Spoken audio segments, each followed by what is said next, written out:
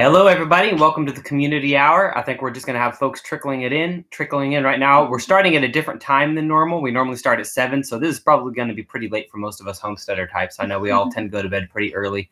We were having dinner with Gabby's folks who were on the road, and we drove out to meet them, and so that kind of threw all of our timing for a loop a little bit. And last week we didn't get to it at all. We had a fire department fundraiser, so you might have noticed the content has been lacking a little bit on the channel. We've been basically, we're at the slam part now of our house build where we're pretty much done with other people doing all the work, and now we're to the part of us doing all of the work. So we're getting to learn drywalling and insulating, and we're in a crush because we just sold this place pretty much, provided that all goes through. So we're really in a time crunch now. So that's why content's been a little bit lacking. So we'll just see if anybody's around at this time. I know it's a little bit late for Sunday, and if it's not too busy here in the room, we'll just cut it a little bit short. If you are in the room, feel free to hit a like button and push it up in the algorithm a little bit, and we'll get some more folks in here. But in the meantime, the topic today is back to the land, and that's part you may have heard some of the videos we've made about how we are launching the Back to the Land Festival, but we wanted the video today also to be about more of the larger reasons why we are going about that and what we're putting on the festival for. A large part of that is that we're really trying to connect all of the homesteaders. We're trying to build communities and a community. And if you've watched the channel for a while, you know that originally the idea of the channel was building an intentional community, like buying the typical large farm and breaking it into smaller lots and into a full community. And we've since changed our tactic to more, how do we take a community that's existing, a rural area where people don't really connect as much? It's almost like a community in name and geography, but it's not an actual community because people aren't gathering together. They're not connecting with people. They're not all going to the same church or the same store. That's what we want to rectify. And we think when we build gathering spaces and we rebuild our economies, we're going to start creating these communities again the way they should be. Mm-hmm. And so really this video is going to be more about creating gathering spaces and community than just the festival, although we'll be happy to talk about the festival, of course. Different alternatives. Yeah. Mm-hmm. And so I wanted to go a little bit into my background of why I think this is so crucial. I come from a really small town in Oregon originally. Hello, Isaac. Good seeing you in here. I come from a really small town in Oregon. And when I was a child, in a period of about 5 to 10 years, we had everything in our small town closed down. Gales Creek, Oregon was where I was raised. And we had a store, we had a tavern, we had an elementary school that was like 100 years old, lots of farms and logging operations. But we kind of just had one of everything. It was just a little highway stop town. And while I was a child, things started to just close down. Despite the fact that Oregon was growing quickly and Portland was growing just an hour away from that small town, things started to close, and most of that was due to zoning and attacks from the government. We had a large government organization called Metro, and they had rule over the rural areas surrounding the metro area. It was a very Agenda 21 style government. In fact, Portland was basically the template for that, where they started testing out all of the light rail, the high density housing, doing everything they can to prevent any kind of single family housing and pushing people out of rural areas. And that's what happened in my rural area. My parents used to own a small country store out there. And I remember one time the government told us we couldn't even have a sign outside of our store. We had a small bulletin board sign on our property. And they forced us to take that down. I watched them close down farms because they had a shed on their property, like a 100 square foot shed on skids. People don't realize how draconian and tyrannical that state in the West Coast has become in some places. And so when the store closed, and then there was a private park and a tavern that closed, and then the other tavern closed, and then they came and they closed down our school, the post office closed, they just decimated that town. They shut down everything, and I watched it die. And what had been a tight-knit community of people I'd known all my life, and our families went back generations, all of those connections disappeared. We didn't have any more gathering spaces, and instead Gales Creek was no longer a community. It was a place to sleep. You went and you worked at Intel or Tektronix or some large company an hour away in the city, and then you commuted back and you went to bed. And that's what has become of that community. And so when I came here to Tennessee, I had said, never again. I'm not ever going to watch this happen to a small town again.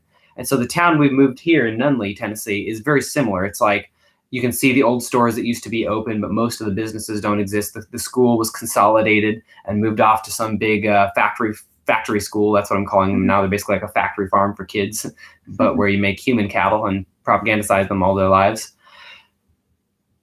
This small community has already been destroyed. People they work, they come here, they go to bed, they don't talk to each other, they don't know each other, they don't know their neighbors, they don't build businesses with their neighbors, they don't educate each other's children. Now, there's some of that happening. There's some community here. There's still some churches and stuff.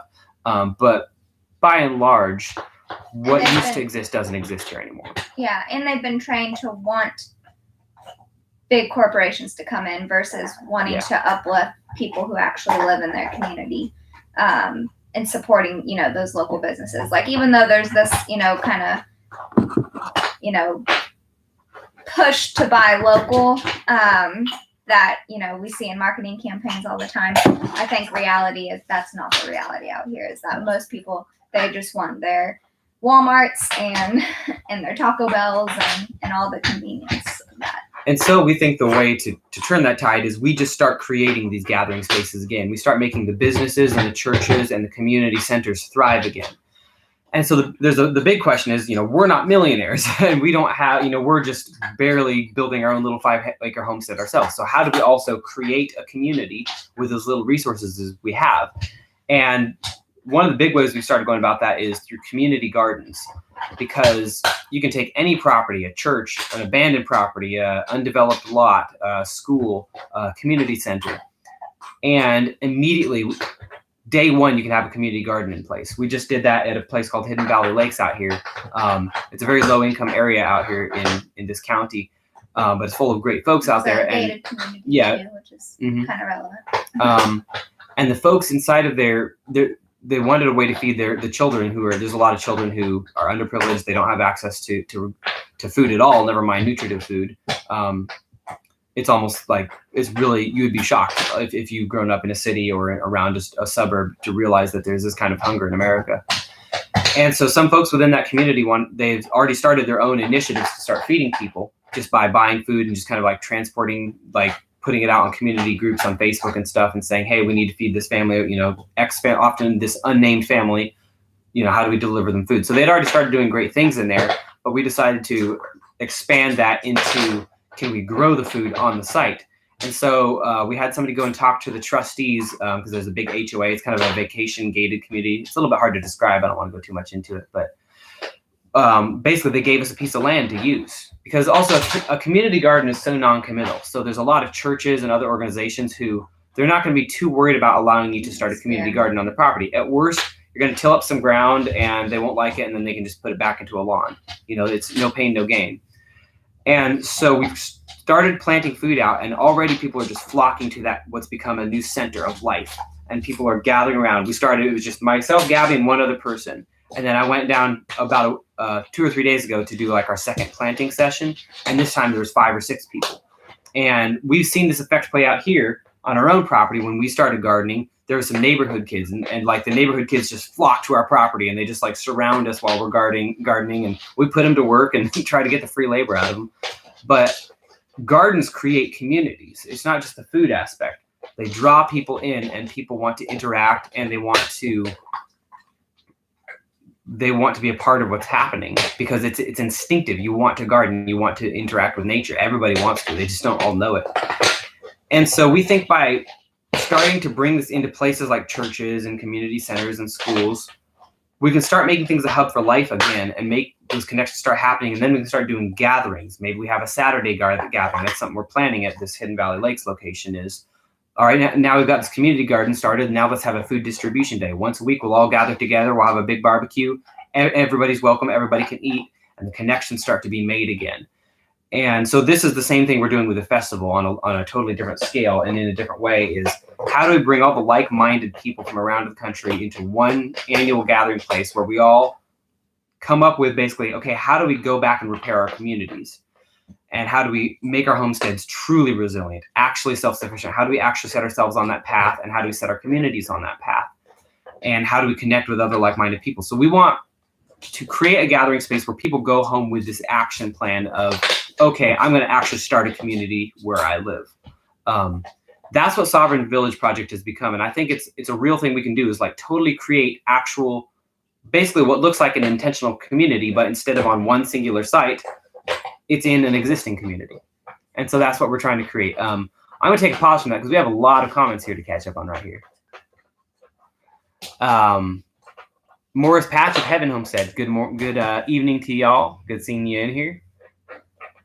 I can't read your channel name, D4N50M3. I don't know if there's supposed to be a pronunciation of that or if it's just the individual parts of that.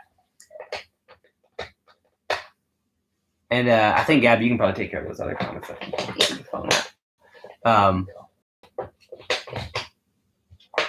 Yeah, we'll go ahead and get rid of some of the trolling happening there in the comment section. Stephanie, hello, good seeing you in here. This is becoming quickly like just a gathering of old friends every time we do this on Sunday. So I really missed last week. I'm glad to have everybody in here. And we got Greene County, Tennessee in the house. Hello, T Black. There's so many Tennessee people on this. This festival, obviously, we're going to try to meet as many people as we can. But at some point, we're going to have a gathering of all of the YouTube people who are from Tennessee or who live close by because there's so many of us. And just think of the power when we start meeting people who we meet on YouTube who are like-minded. When Gabby and we went and met Billy from Permapastures, it was purely on faith. We didn't know him. They didn't know us. And when we met, we immediately clicked like, oh my gosh, these are my people. And then we've got some other friends, HVAC student. He's got his channel here on YouTube. They ended up moving out here and we'd met them through YouTube and we met up with them. And every time you meet somebody that you corresponded with on YouTube, it's incredible. You just feel that connection. Like, okay, we all feel the same and we want to build an action plan. We want to build a better life and a better community and places to raise our families healthily and happily and free. And if we start gathering with like-minded people, that will happen.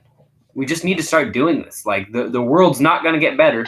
The totalitarianism is not going to stop. The collapse of all of our systems, the popping of the everything bubbles, the hyperinflation, none of that's going to stop.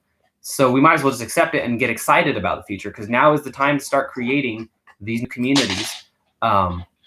And testing out the solutions. And that's what we're trying to do is test them out and put them out there. So if anybody has any questions right now about the festival, feel free to ask that. You might have noticed that we haven't put out a lot of concrete details on that. And that's because we're still locking down the contract and the venue and the exact timing and all of the speakers. But just to do one more quick recap of that, because I don't know if we've really done a really concise recap of what Back to the Land Festival is. Essentially, it's going to be about 200 people. It's going to be a very small festival right here in Middle Tennessee, about an hour outside of Nashville. We're gathering at a really cool place that's really deep in the woods. It's this old historic campground it's got creeks and a lake, actually 2 lakes, and really cool gathering spaces.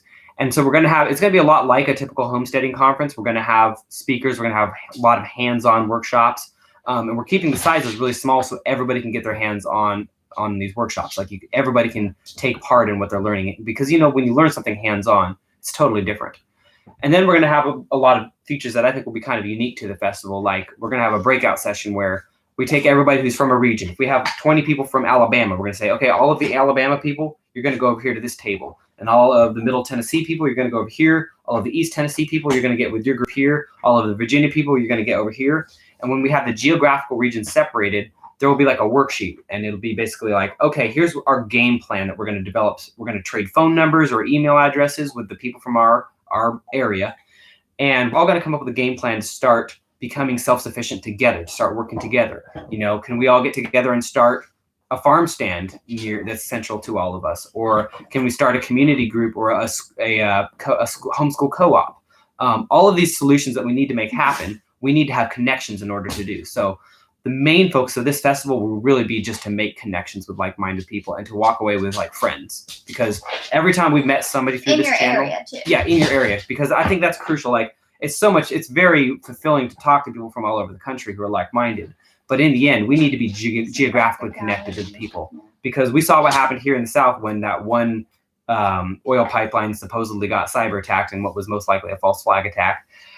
We saw how quickly they could control our ability to move around with just the snap of a finger, a push of a button, and suddenly oil is cut off. And it's like, okay, so all the plans I'd made to connect with people through the internet or to run my business through the internet, that could be taken down just as easily. My ability to move about outside of my area can be taken down immediately. So geographical proximity to your community really matters. That's why we have to build communities where we're at. And so that's part of what the festival is going to do, is just connect people who are in these geographical communities and help them build. It's kind of like the freedom cells idea. And we may try to, if you're familiar with that, I think that's John Bush, who's a content creator here on YouTube, a very liberty-minded fellow. They've been working on freedom cells, which is kind of the same idea, just people connecting with like-minded people in their regions so they can start taking all of these steps, building permaculture farms, trading seedlings, trading advice, trading tools, starting things together, starting businesses, homeschool co-ops, food co-ops, farm stands, That's really political how you build, organizations. Yeah, and that's really how you build self-sufficiency. I think we all have this Mhm. idea that it's an individualistic kind of endeavor, but really, I thought that. yeah, but really when you truly like start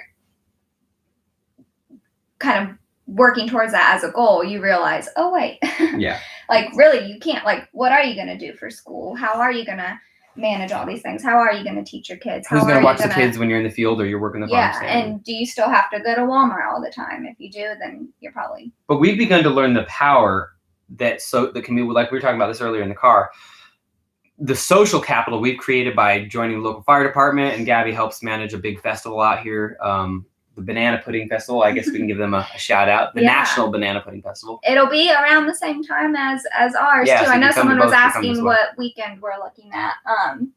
So we are looking at like mid-October. Probably 14th, 15th, and 16th.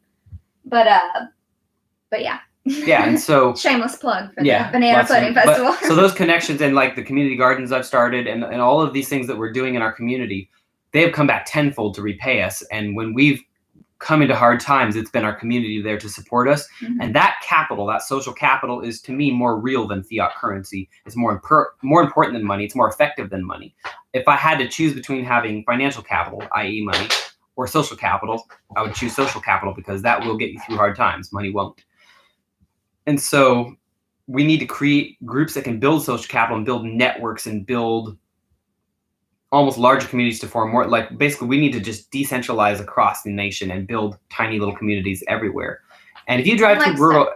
And just like starting to see the value in that, starting to see the value in spending time talking to people who are like-minded and not kind of viewing it as, you know, I know a lot of the times like Matt and I will view things like, oh, we don't have time, we need to be working on our gardens, we need to be, you know, doing that, but like we still do these community garden things because, or we, you know, visit with people like, you know, Billy from Permaculture or whoever we meet on here because it's in the long run going to be a lot more valuable than maybe an extra hour in the garden. And I kind of got a little detoured accidentally. What I was starting to say, and before I got distracted by myself, was that the practicality of community. When you think about running a business or something, if you can take your kid next door and they can watch your kid for you instead of taking them to some stranger at a daycare facility who you're going to pay, unfathomable amounts of money to watch them. And then you just get further stuck into the. Yeah, and then you have to go earn more fiat. So you got to go work more hours or pursue another job, and then you're driving more. And it's like this spiral. And all of the things we needed, we already had in small communities. When we moved away from that because of industrialization and urbanization, we left behind a natural way of living that was far more effective. Mm-hmm. If you think about back in the day, like generally only the man worked. So first of all, is that even possible in today's economy? Not really for most people. No. So what changed there? So one member of the family worked outside of the home, if at all. Prior to that, actually, nobody worked. Like I keep telling Gabby, like I like to pick on her and say, I don't think women should work outside of the home. But then before she can get mad, I just say, and I don't think men should either. Like we should all be really working from home. I'm a musician and I'm trying to build that into my life. And I feel like if I can prove that as a musician, I can work from home, then anybody can definitely work from home because that's traditionally a touring, traveling type of an industry. So when you build this kind of community and you have people who can watch your animals and watch your homestead and watch your children, you do the same for them, and you can start businesses together and go to church together and build things together. Stuff becomes possible that just wasn't possible. And suddenly you leave behind the crazy grind and that's taking all of your brain space, because sometimes I think we're all kept so busy with work and media and constant stimulation that we don't have time to think. We don't have time to plan. We don't have time to look around at this matrix around us and figure out, okay, this does not benefit me. How do I actually move outside of this? How do I manifest a reality that is better and different than this? And I do think that the powers that be, they do their best to give us our bread and circuses and keep us busy enough that we don't think about that. Because even during the pandemic, everybody was kept crazy busy.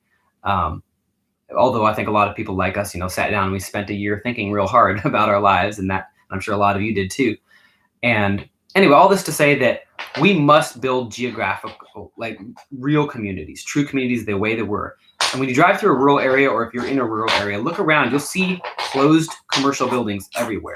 You'll see almost abandoned churches. You will see abandoned stores that are closed and abandoned gas stations and schools that have been consolidated and old community centers and Grange halls. You'll see all of these shuttered and closed, and they shouldn't be because those are the centers of the community. It's time to get those properties moving again or to build new ones. We need to start building these decentralized, tiny little communities again. And that's what we're here to do, is build a community within a community and restore and regenerate a community. All right, I think I'm way behind on comments. It looks like we have some cool ones up in here. Hello, Bob, blah, blah. That reminds me of, what show is that? Arrested Development. Arrested Development. That's a great show. Wow, I'm way behind here. Hello from Kentucky, Two Old Crows Homestead. I love that homestead name. That's a cool farm name. My favorite thing in the world is farm names. They're so much fun. We had a hard time deciding between Marathon Acres and Hollow Top Farms. We went with Hollow Top Farms, but we're going to keep the name Marathon Acres for something. We just don't know yet. We bought the website and everything. Also from Greene County. There's 2 people from Greene County. Now you got to connect, trade phone numbers and email addresses and connect with each other because clearly you're like-minded and seeking to build some self-sufficiency. So right there, we've got a good connection over there in Greene County, Tennessee. J Tree says congregate with like-minded people and vote with your dollar. Yes, voting with your dollar is crucial. Right now, I stop at a gas station that's like 10 cents more than the one across the street. I pay more for it because they never had a mask sign during the whole thing, and I want to support that business that did not try to force me to put a medical device on my face. We need to really start speaking with our dollars. I think that the times that are coming are going to be very hard on people like us. They're going to do a lot to persecute us and force us to live the way they want in their medical technocracy, and we're not going to. So it's going to take a lot of sacrifice. So if we're not willing to sacrifice now by spending with our dollar, we're not going to be ready for that. I know a friend of mine was saying they went to Costco apparently, and they were asked about their vaccination status at the door. And I said, you turned around, right? Why on earth would you give them your money after that? Whatever savings you're getting are not worth funding your oppressors. Like, it's a free market. Don't support the bad guys. Yes, vote with your money for sure. Bob Loblaw's in Graysburg. Oh, that's over there in Greene County. Morris Patch of Heaven Homesteads says, sounds awesome. Hopefully that's about the community part or the festival part. We're very excited about all of it. And to watch these changes happen around us is tremendously exciting. And we're really looking forward to when we're done with the house building, we can actually dedicate more time towards these projects. Yeah. They said that COVID is a sham. It's all going down now. It doesn't matter though. Like in the end, they're the Branch Covidian cult and the people who will comply with everything and believe anything the government and media tells them. They'll just believe the next thing they give them. And we'll just keep being the crazies. No matter what the government and media put out, most of the populace will just agree with that. So we might as well pick our battle and pick our hill to die on, maybe literally, and find a rural place to really truly protect and make resilient, because I think we're also already seeing, because remember, I came from this rural part of Oregon I mentioned earlier where Agenda 21 was essentially tested out very successfully. They destroyed my community. Metro government came in with laws made in the big city an hour away, making laws. They zoned our businesses out of existence. They basically said humans should not do business here. And they took 100-year-old stores and businesses and basically zoned them so that if they were closed for even a short period of time, they lost their grandfather. They lost their ability to be a commercially zoned business. So these people sitting in the city an hour away, unelected, with a stroke of a pen said, your community does not exist anymore. So that's what we need to be getting ready for out here in the South, where things have not gotten that bad yet. The property taxes have not skyrocketed yet. But they're already starting to attack rural areas with, the gas pipelines being cut off here. Our gas prices haven't gone back down. Our cell phone service, they bombed the cell tower in Nashville, and our cell phone service ever since has been garbage across the board. Verizon, T-Mobile, we can barely do business out here. We're lucky we have internet right now, and who knows how long that'll last. So we've got to accept the reality of this. The attacks are going to come on the rural areas. Agenda 21 and Agenda 2030 and similar things are not conspiracy theories. They're true policy that the United Nations put out. And you might say the United Nations has no jurisdiction in the United States, and you would be correct, except that it does, because they have people who are enforcing it. And the reality is law exists only based on whether it's enforced or not. And there are tons of bureaucrats, and there are tons of mayors and governors, and they go to big conventions in China and other places, and they sit together and they all agree to follow these green type sustainable development agendas. So they all physically and openly agree to follow these mandates, and then they start doing the thing, they start taking the steps. So it's time for us to quit acting like that's a tinfoil hat conspiracy theory, because it's not. It's reality and it's policy and it's playing out in our lives. So that's the darker side. We're very optimistic and excited about the future, but we also realize that we need to get ahead of this because they're going to be trying to destroy the rural areas. So we have to build insular, tight-knit, strong, happy, healthy, regenerative communities as quickly as possible. And that's honestly why we're holding the event, to get more people in areas that are close to each other to be able to start creating these connections and learning each other's strengths and weaknesses and learning how to leverage them as part of a community that may not be living all on the same piece of land, but who are living within this kind of geographic area and can maybe start pulling their resources, pulling their contacts together, and really like starting to do these things that would really create a cohesive community, without having to rely on, a local government to make the rules for you, And when we say geographical area, what we're talking about is like basically, I don't think a community should be bigger than walking distance. And traditionally, they never were. Like every 3 miles, you basically hit what used to be a community, or every 3 to 10 miles usually, which is basically about as far as a horse could comfortably walk in a day. That was like typically like, okay, takes. So like, I'm not going to go ride to the store. It's too far. So this is where our community is. Those are the size communities we need to start building. And it's very exciting because all of these small size communities have been completely destroyed. So it's a kind of a blank slate. We get to rebuild the world, really. We get to regenerate and rebuild the world in a better way, in a way that we have all the advantage of technology now, but we can fall back on all of those old ways that I think we're much more connected. The more we get into the community here, and the more we step back into a slower, kind of older way of living, the better our life becomes. We can't believe who we were a year ago or a year before that living in the city. We were frantic. We were isolated. We were friendless. Like, yeah, we had friends. I was out every night partying and drinking with people in bars, but they weren't friends. Some of them were. I have a couple that are still friends, but like for the most part, the true, real friends I've made out here in the country, and it's more than friends. It's like your allies. It's like we're all in this together, and it's a tremendous feeling. And we're becoming more successful. We were struggling in the city, and things are hard right now. We're just working 24/7. Like literally, I just worked. I got home at 5 a.m. last night. We're just, and then up in the morning, we're killing ourselves right now. But that's just because we're trying to accomplish so much in so little time. But we're truly feeling like we're on a pathway to building wealth for the first time in our lives and building a successful life the way we actually want it. Whereas before in the city, we were chasing goals that weren't really our goals. We were chasing what we were told to chase. We were chasing the bastardized version of the American dream, the inverted version, whereas the real American dream is a good one, which is basically a true patch of land where you can build a home and raise a family and and pursue happiness in your own way. And that's a good thing. What the American dream became was like, I'll just have a 40-year mortgage on a postage stamp house in the suburbs, a McMansion that has no ability to grow food. And it's just like 20,000 houses where nobody knows each other. And we all drive 20 minutes to get our groceries. And then we drove 20 minutes the other direction to get our groceries to work. And it's just disconnected and isolated. We've got to just walk away from all of that system and build real communities away from it, because we're not going to fix it. We're not going to save the cities. We're not going to stop what's happening.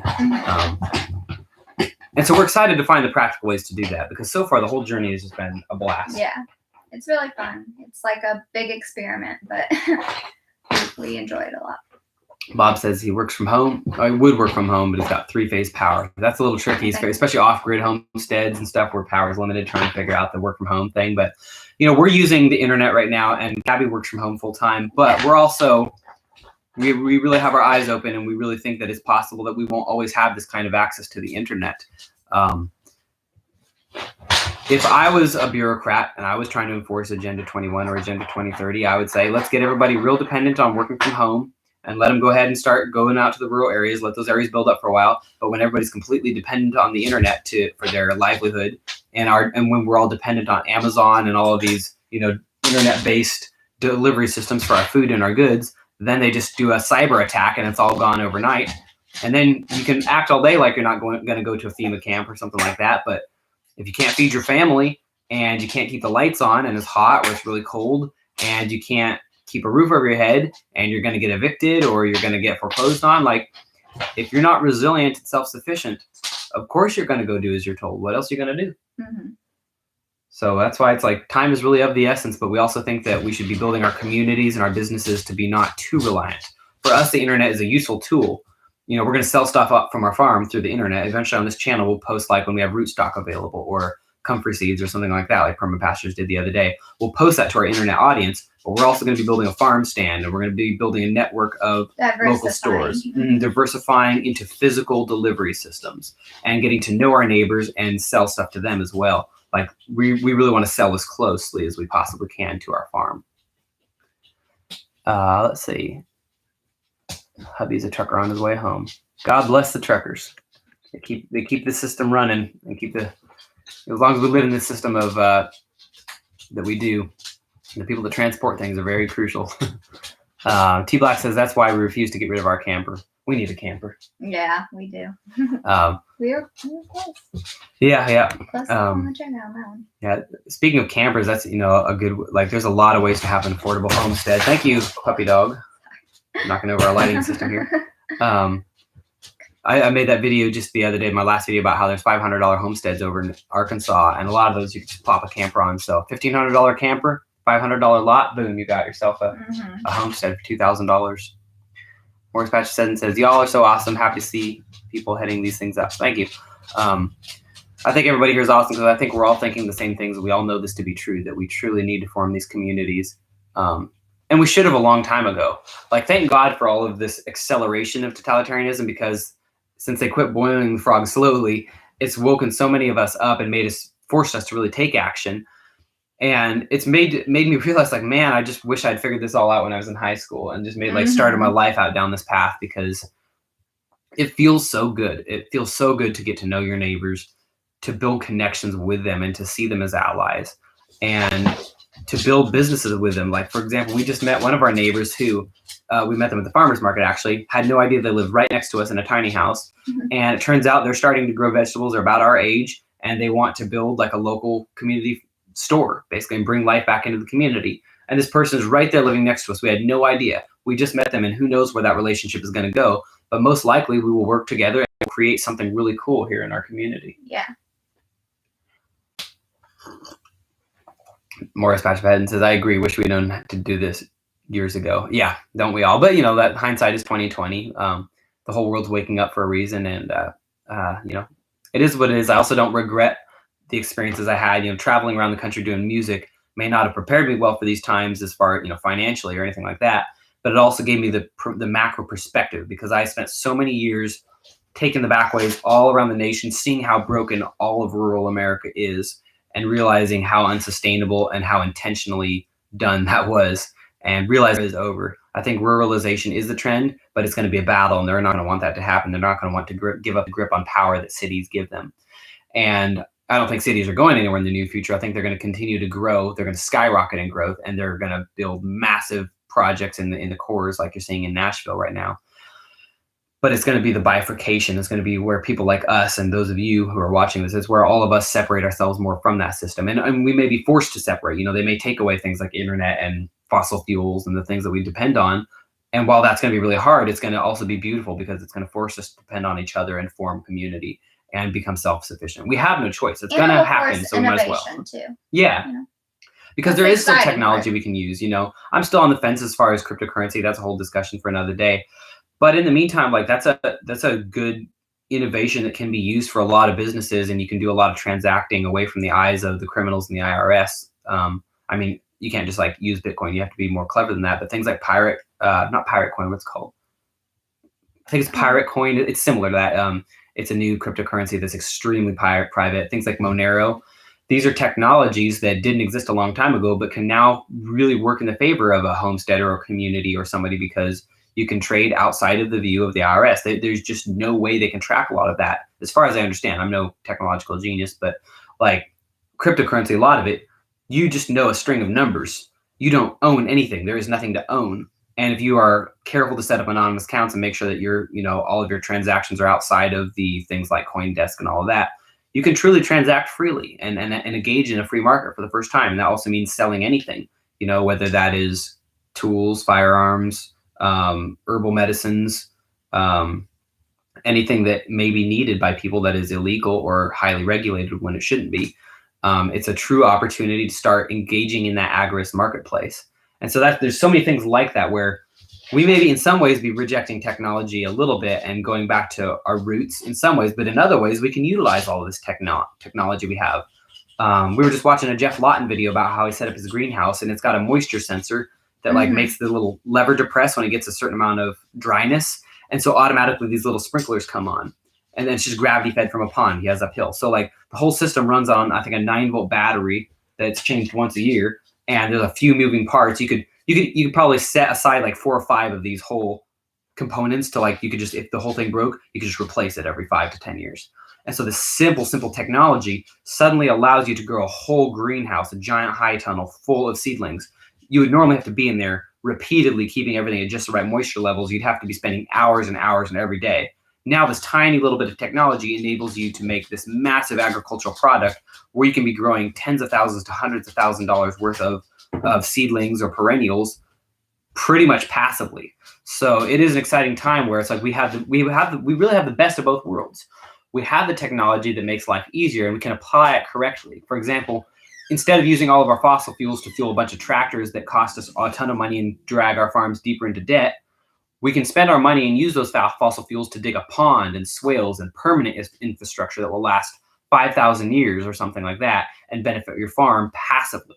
We can use technology on our farms correctly because we've not, for the most part, as a nation, been using our technology correct. We've been using it to make our lives harder, really. Bob Law says Dogecoin. Doge, that's a whole, don't get me started on the Dogecoin, but I mean, I think they're trying to discredit cryptocurrencies. And so Elon Musk and these other clowns who are just, the dancing clown supposed to distract us have been just doing absurd things in the cryptocurrency space, but I don't take any of that seriously. They're just, the only people getting burned are the people who are being stupid about it. But cryptocurrency is not an investment.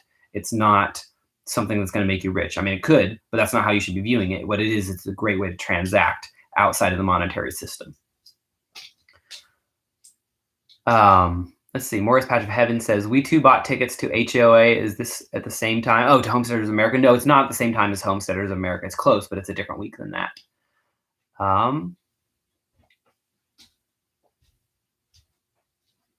Let's see. JT says, invest in the decentralized future. Decentralization is just the name of the game for me. That's what we're doing with the community thing too, is we're like, how do we decentralize our food distribution? Part of the things we're doing as we put these community gardens in different sites and we get churches and community organizations to have community gardens, our real secret plot here is to do more than just a community garden. Our next step is like, okay, now let's have a farmer's market at this location. And maybe the farmer's market has a craftsman's market. Let's start having free market gatherings at churches, at schools, at community centers. Let's bring trade back out from under the eyes of the government and Uncle Sam. Let's bring trade back to a very small level where things can be traded directly and people get to know the person growing their food or making their handcrafts. And that's actually something we're going to try to do here with the Back to the Land Festival, is we're going to set up a merchant area and have a very small vendor area. But the vendors that come in they're not going to be selling trinkets and stuff. They're going to be selling handcrafted goods. They're going to sell food products, seedlings, things they've made. Like, we want to show a model of what free trade really should look like. And so we're hoping to like mimic a lot of these things at the festival and send people home with lessons and tools based on that. Wow, we're already at 38 minutes. Time flies when you're having fun. Backwards Packer has a cool question. What crops are best to plant now for early fall? Now that question is going to depend a lot on which region you're in. What you're going to plant for fall here in Tennessee is totally different than what you're going to plant in your region. So really the question is, where do you find that information? For your region, you might want to look around and see if there are regional answers to those questions. Is there a library organization or a master gardening organization or just an old gardener or an old farmer who knows what to plant this time of year?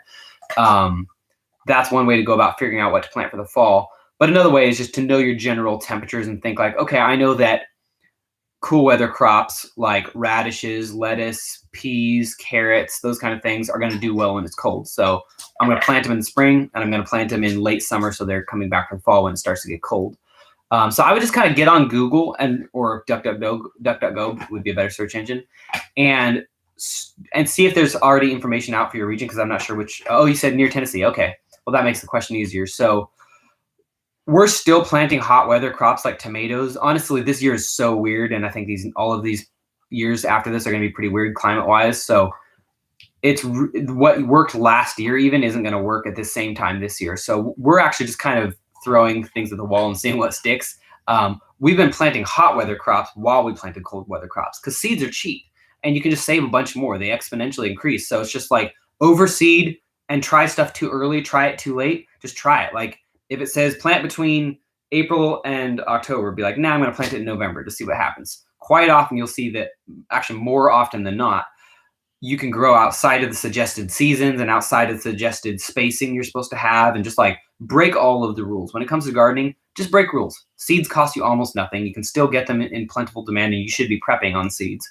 So I would just try to stick with rough guidelines and learn like what's a cool weather crop and what's a hot weather crop.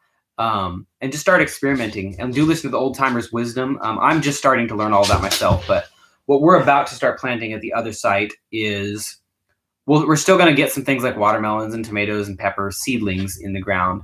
But within about, well, as soon as the house build, the main part is done, in about a month, we're going to have a large area amended, and we're going to go back to cold weather crops for the year. So about mid-July, we're going to sow. It's a little early, but we'll see. You know, if it doesn't work out, we'll just sow it again. Doesn't matter. We're going to sow all of our greens, a massive amount of greens. We're going to do carrots. We're going to do peas. We're going to do more potatoes, parsnips, lots of root crops, lots of cold weather crops. And then we're also just stuck like beans, because there's a lot of beans that are cold weather beans and hot weather beans, and they're just a great, easy growing protein source. So we do beans year round. We're also trying to figure out how to do greens year round. We're working on more hot weather greens to grow through this time of year. And then we also seed some in shady areas. And that really helps us be able to maximize our greens production. But I know that was kind of a convoluted answer right there, but hopefully that's helpful on setting you on the track. But honestly, I would just answer yes, plant everything. Everything you've got, plant it. I wouldn't plant the coldest weather. Like I would not plant radishes right now or the things that thrive in cold weather. But in about a month, I would start trying and just see how it works. Thanks for the answer. Definitely having weird weather here as well in Missouri. Yeah, it's weird across the board. And that's, we're in a, first of all, the climate has never been static and it never will be. And we are entering into what seems like a grand solar minimum, though take anything I say science-wise with a big grain of salt. But it almost seems like regardless of what you believe, if you believe in anthropogenic global warming, or if you believe that we're entering a grand solar minimum, or that, there's all these magnetic changes happening with the earth, and there's a billion different explanations of what's happening. But the only thing that we all know to be true is that weather is weird, and it's going to keep getting weirder probably.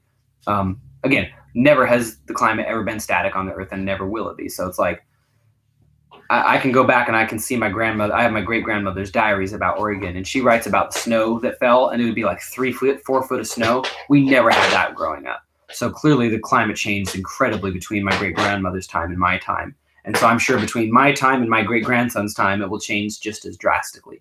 So that's why I love permaculture. That's why I love diversity in my planting. That's why I say just plant as much as you can, see what works, make mistakes, kill lots of plants, because you'll come to intuitively know what works, and you'll watch the weather patterns more than you'll watch the dates.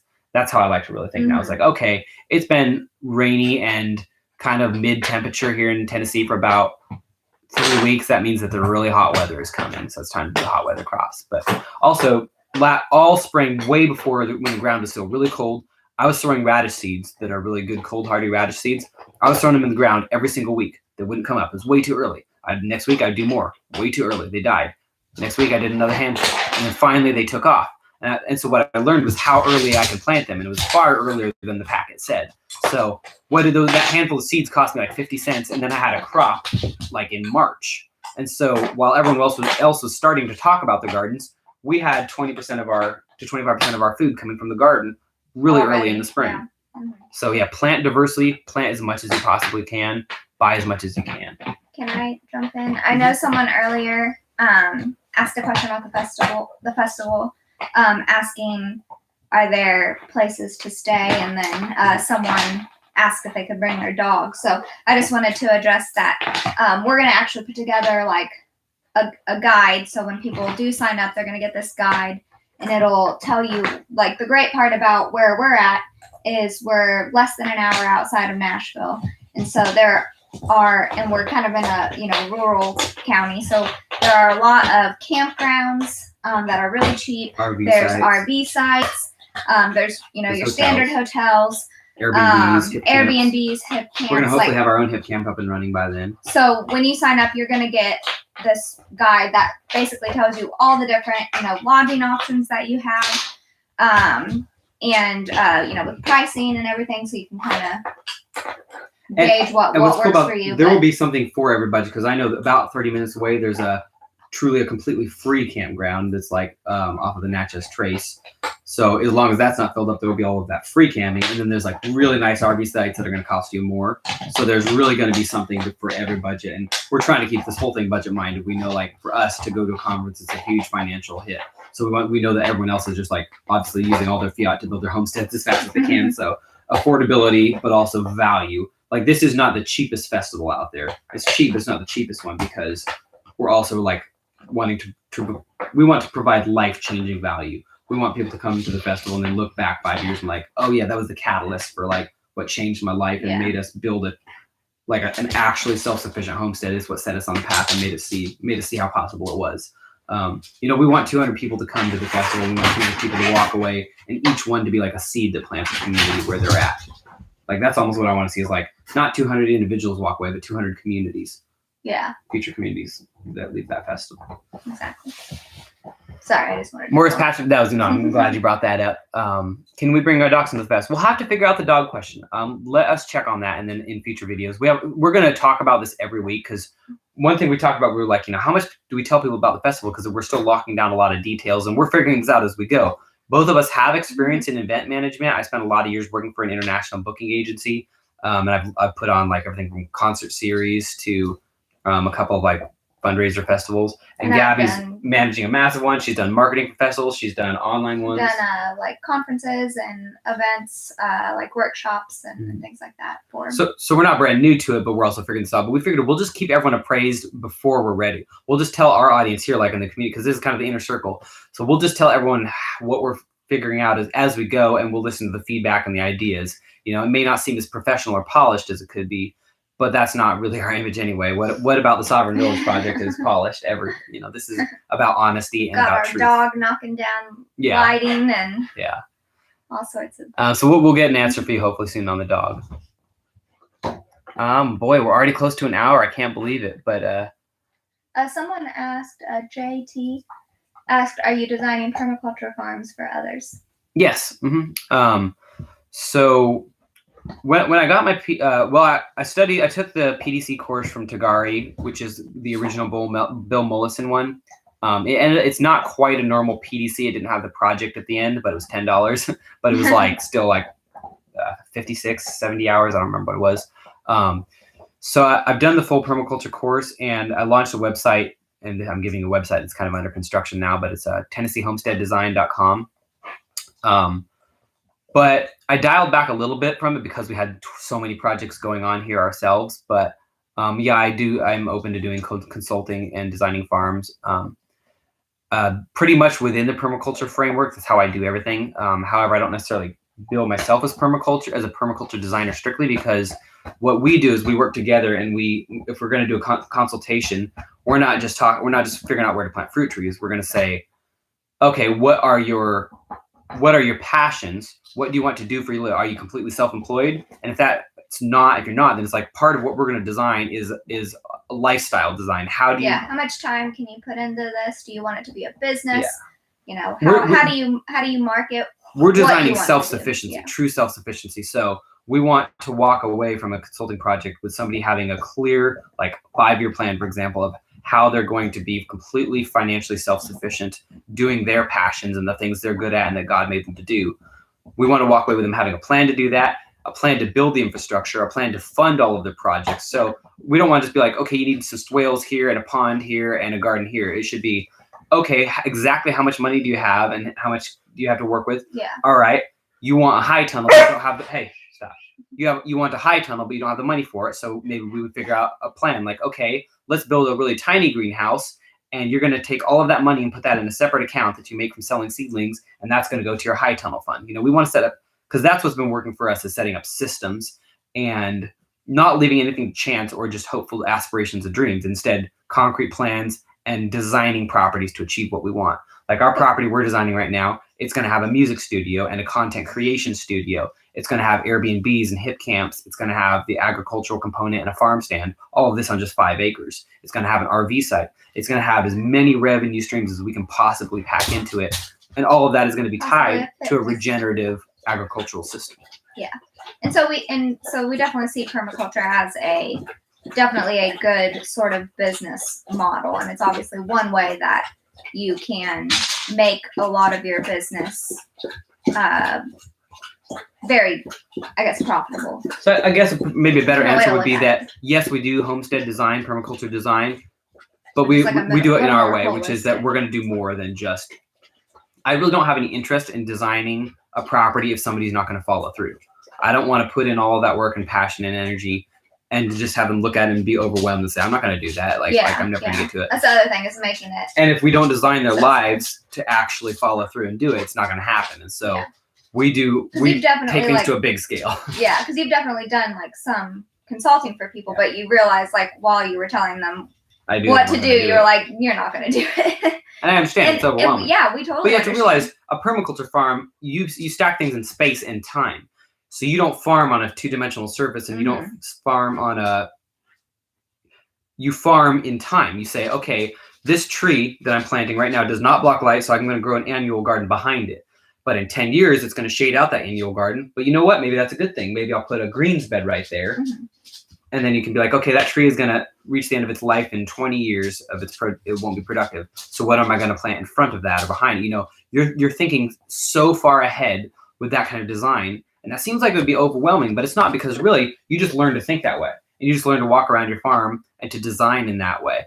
And that's the other thing, is like when we leave a consulting session, we want the person to kind of be a designer too and know how to do that and have their mind in the right place. Like I'm just not interested in designing boutique properties for someone. Like I want to design systems that are going to designing dependency either. Yeah, exactly. Designing something that relies on wood chips or something like that. Like we want to have a system, or even on people to consult you. Yeah, exactly. Yeah. Like if you need someone to come in and do all the work for you, up for success. Yeah, exactly. So, but yeah, if anybody ever wants that kind of consulting, that's what we do, and we would be more than happy to do that. Isaac's laughing at Holly. Yes, Holly is just she was in the crate for a little bit of time because we were gone having dinner with Gabby's parents, so she's a little bit crazy right now, but she's starting to calm down. She's always she loves to make the videos interesting. JT says, I can hear the passion. I think you'll do great with designing property. Thank you.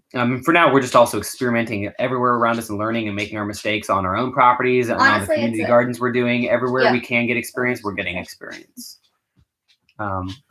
Yan's got a sitter for the cats, rabbits, and quail. All right, well, we'll see you there then. Sugar Creek Homestead of Tennessee says it's a lot of work for sure. This whole lifestyle is a lot of work, but what we're learning is like, I think we just need to blend the line between work and pleasure.